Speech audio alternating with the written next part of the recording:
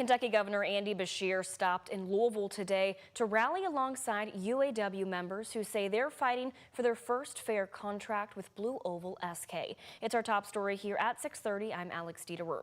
The rally comes as budget cuts from the Trump administration threaten to cut jobs from auto and battery industries in Kentucky. Today's rally took place at the first ever Kentucky Women's Union Summit. Union women who are on the front lines of the contract fight were joined by the governor and the AFL-CIO's It's Better in a Union bus tour that's been going around the nation to engage working people who are fighting to organize their workplace. We spoke to two current employees at Blue Oval fighting for a contract vote. Some of the materials that we have to inspect on my other cohort's parts is not safe. Constantly over and over and over again, I'm seeing more and more safety issues. Even when I think things are getting better, the next day something goes wrong again. They say they've been fighting for a fair say with Blue Oval for the last 6 months. Workers we spoke to say they're told they can't wear the color of the union or talk to anyone about organizing, saying the company has been hard to work with. We have reached out to Blue Oval SK for a statement, but haven't heard back yet as of this newscast. The Blue Oval SK battery plant in Glendale is scheduled to start operations this year in the second half of the year. And happening right now, major work on I-65 in downtown Louisville is underway. Crews are currently working to repair part of Hospital Curve, and they've been on site all day. You can take a live look right now. The state closed the left 3 lanes on the Kennedy Bridge to limit access to I-65. The state is adding a special new substance at the end of the bridge to help add traction. The Louisville, Kentucky Transportation Office explains how the high friction treatment will help improve traction in wet conditions and will also extend the life of the concrete. The work is underway because of the harrowing crashes involving semis that have happened since Derby morning. 4 in nearly the same stretch, 2 of which have required the driver to be rescued. In one case, a semi collapsed off I-65 in a ball of flames. Accident reports from all 4 of these crashes show the road conditions as wet and the weather as rainy. It's almost like being on a concrete floor of a shop. When it's wet, you slip and slide.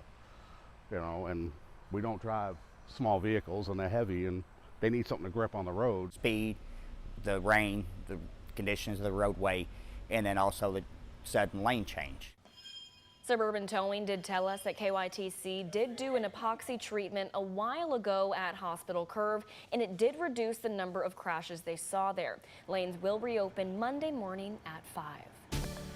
Well, another hot and humid day today across Kentuckiana, and look at those beautiful clouds in the sky. The sun is shining, but those high temperatures and we're feeling is why the heat advisory has been extended through at least tomorrow. Meteorologist Danielle Moss joins us now from the Weather Center. And Danielle, we're also keeping an eye on some scattered storm chances throughout this evening.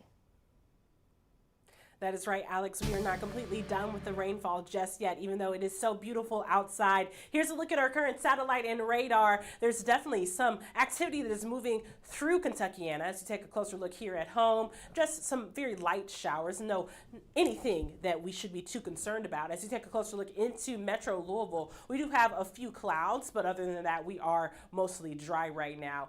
Current temperatures, it is hot outside. And in fact, it's 91 and it feels like 102 degrees. We do have a few clouds, but that sunshine is overtaking it all. It does feel very nice. As we take a look at our futurecast, what can we expect overnight tonight? We will start to see some clearing. By 10 and 11 o'clock tonight, we will be completely dry, which is great news for us, but we're not done with the rain just yet. Tomorrow will be hot, it will be humid, and then we'll be tracking some evening showers and thunderstorms that'll time out better for you coming up in my full forecast.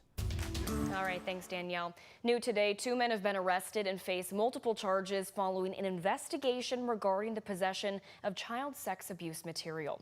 47-year-old Frederick Capps and 46-year-old Colin Ritter, both from Jeffersonville, have been charged. According to Jeffersonville police, detectives began 2 unrelated investigations in May, which led to 2 search warrants at separate residences at the Woods apartment complex. During the search, officials found numerous items of child sex abuse materials related to both of these men. Officials say Capps and Ritter used the internet to transmit images and videos of underage children. Police say there is no indication that the 2 men are connected in any way. And also new tonight, a cadet has died during summer training at Fort Knox. 22-year-old Neil Adara joined ROTC while at Rutgers University and attended cadet summer training as a part of the 9th Regiment Advanced Camp. Fort Knox officials say Adara became unresponsive while conducting land navigation training and received immediate medical attention. He was then transported to U of L Hospital. Adara did die at the hospital on July 24th. The cause of death is still under investigation. A private memorial service for Adara is planned for cadets attending cadet summer training on July 28th.